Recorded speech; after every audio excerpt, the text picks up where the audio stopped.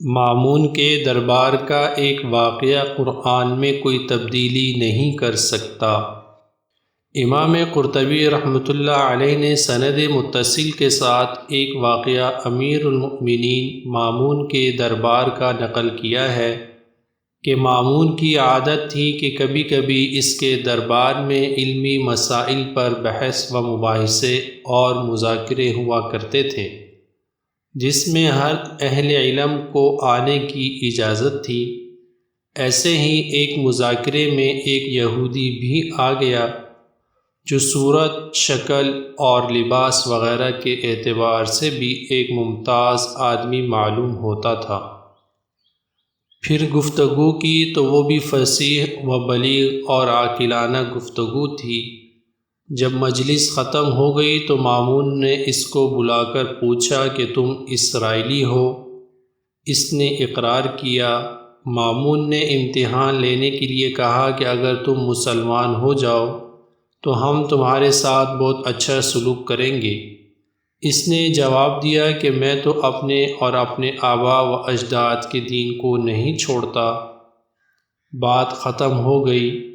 یہ شخص چلا گیا۔ پھر 1 سال کے بعد یہی شخص مسلمان ہو کر آیا اور مجلس سے مذاکرہ میں فقہ اسلامی کے موضوع پر بہترین تقریر اور عمدہ تحقیقات پیش کی۔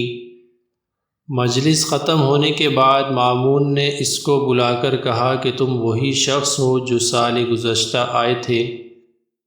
جواب دیا، ہاں وہی ہوں۔ مامون نے پوچھا کہ اس وقت تم نے اسلام قبول کرنے سے انکار کر دیا تھا، پھر اب مسلمان ہونے کا سبب کیا ہوا؟ اس نے کہا، میں یہاں سے لوٹا تو میں نے موجودہ مذاہب کی تحقیق کرنے کا ارادہ کیا۔ میں ایک خطاط اور خوش نویس آدمی ہوں، کتابیں لکھ کر فروخت کرتا ہوں تو اچھی قیمت سے فروخت ہو جاتی ہیں۔ میں نے امتحان کرنے کے لیے تورات کے 3 نسخے کتابت کیے، جن میں بہت جگہ پر اپنی طرف سے کمی پیشی کر دی، اور یہ نسخے لے کر میں کنیسہ میں پہنچا۔ یہودیوں نے بڑی رغبت سے ان کو خرید لیا۔ پھر اسی طرح انجیل کے 3 نسخے کمی پیشی کے ساتھ کتابت کر کے نصارہ کے عبادت خانے میں لے گیا۔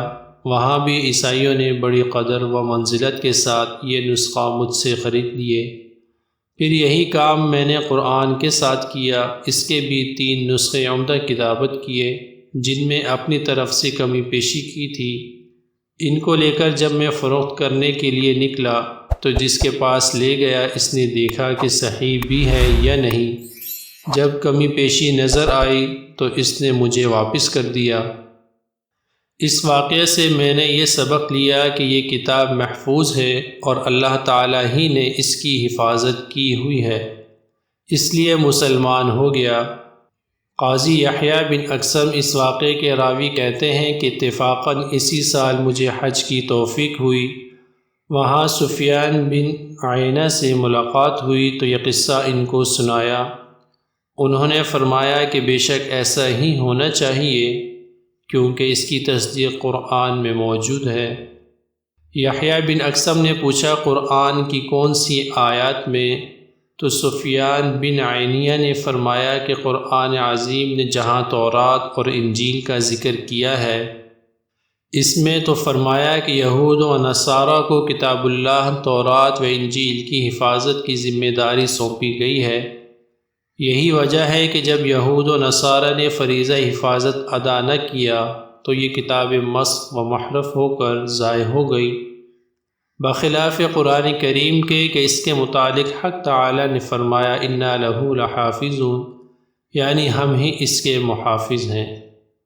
جزاک اللہ۔